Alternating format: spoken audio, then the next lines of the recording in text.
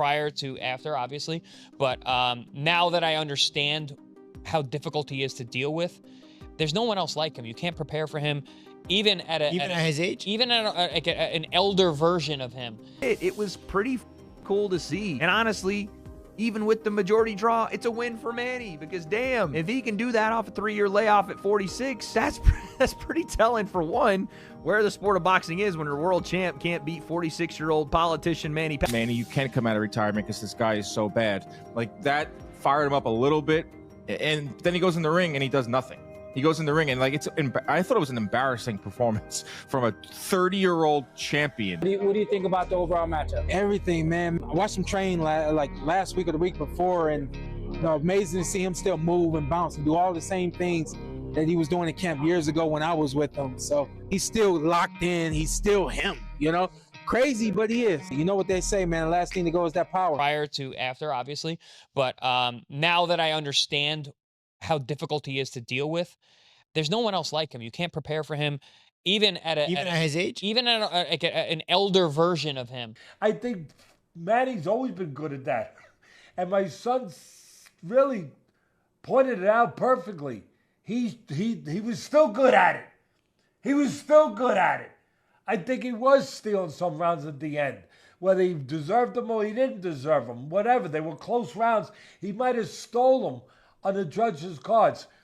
What we shouldn't forget is he's a special guy, and he put a special performance. I never saw calves on the legs of somebody that big. I mean, it's incredible. I thought early on he stumbled a little bit. I thought his legs were stumbling a little bit, like you might see in a 46-year-old, a little bit. But they got the act together.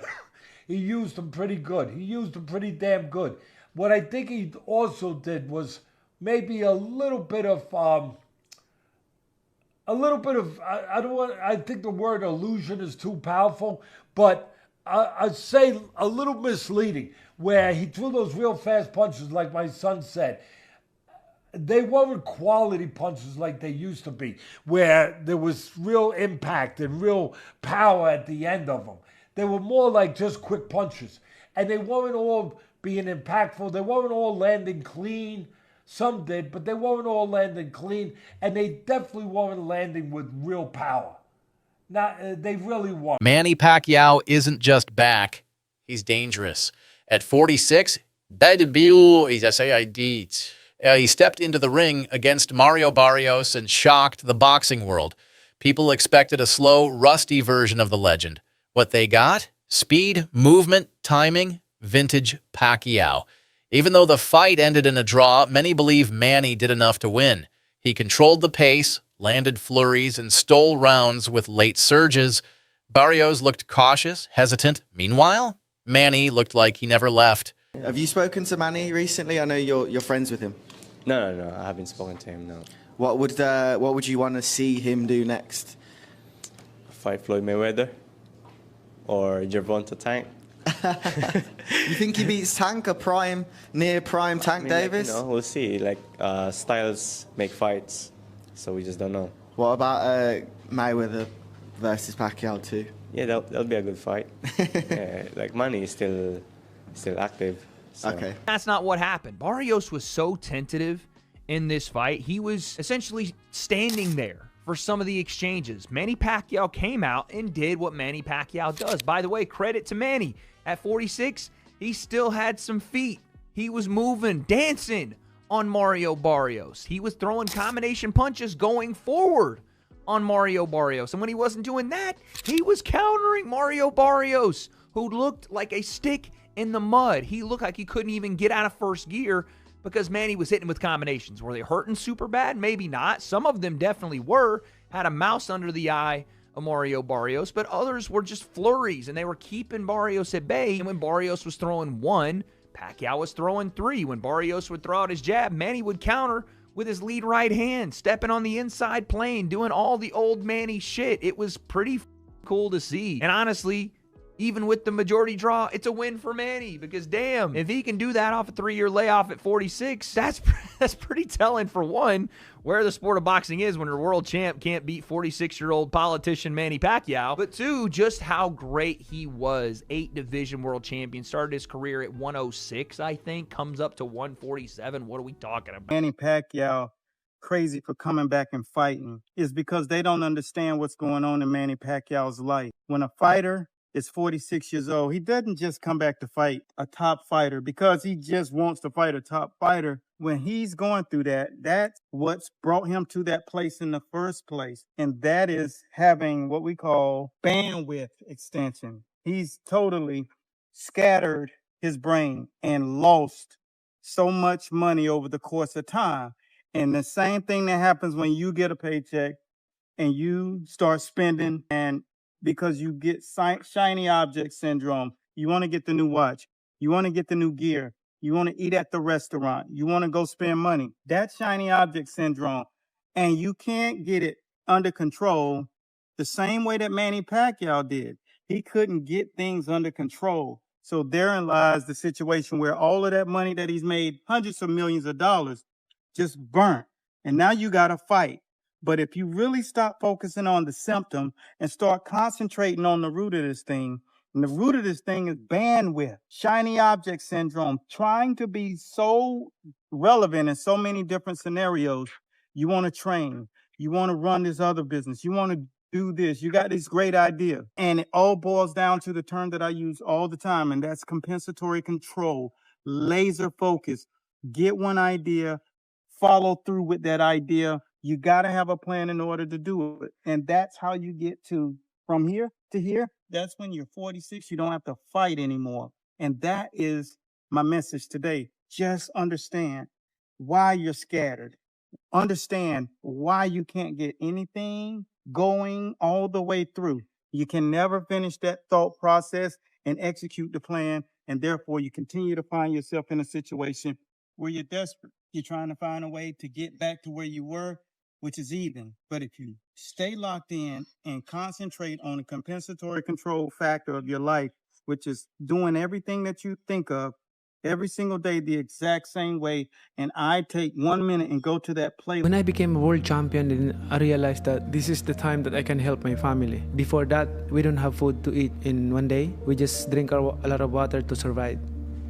And I remember one time, my young brother is 5 years old back then, and he was crying like in the afternoon, 1:30 in the afternoon. He's crying because he's hungry. He's asking for food. We don't eat breakfast. We don't eat lunch. He don't understand what is. When you're telling him no money, we have no money to buy food, and he's crying like, "Mom, I'm hungry." Like he's crying, and I look to my mom and look at his eyes, and it's the tear flow in his eyes, and then I feel so sad and like. And of course, I'm crying also because hungry. We drink water just to survive. That's our past. So that's why I always told them that, Manny Pacquiao is Manny Pacquiao, but I don't have the right to become arrogant, to become boastful. I want to stay humble because we've been there. We came from nothing. Chris Algieri, who fought him in his prime, said Pacquiao is still one of the hardest guys to prepare for, unpredictable and relentless. Sean Porter saw him train recently and said, he's still him, but it's not just about the performance. It's about the message. Pacquiao's comeback isn't for money. It's about legacy, about showing that passion can outlast time. While Floyd Mayweather fights influencers in exhibitions, Manny's back chasing real opponents and real challenges.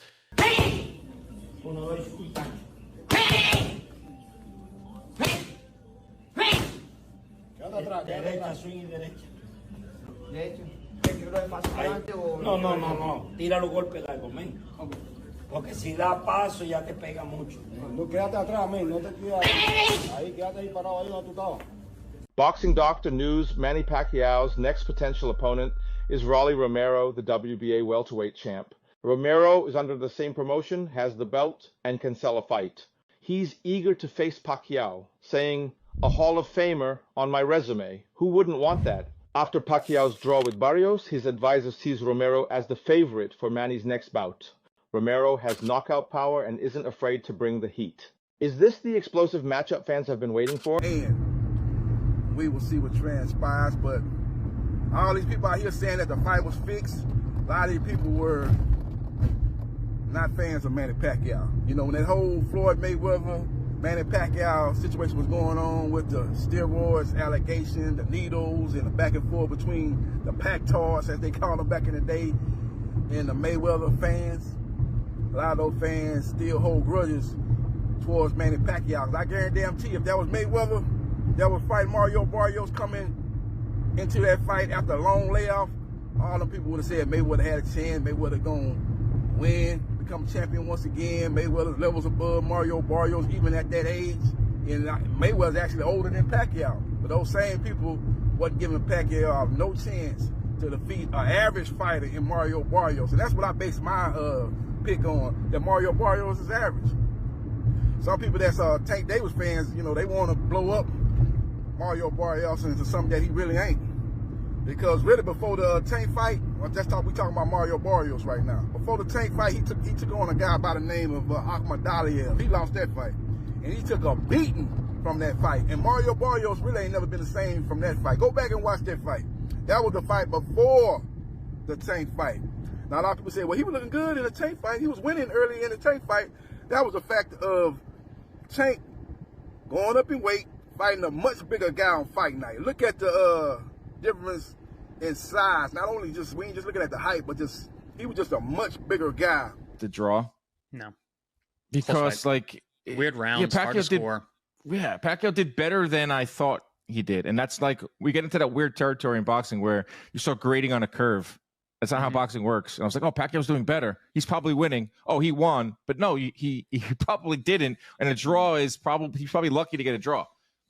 Yeah, as I was watching it and scoring it, and I was in the live chat with people, and there was just so many rabid Pacquiao fans that were like, every time he did anything, first of all, anytime he did anything in the arena, the place went absolutely bonkers, like it was going to tear down.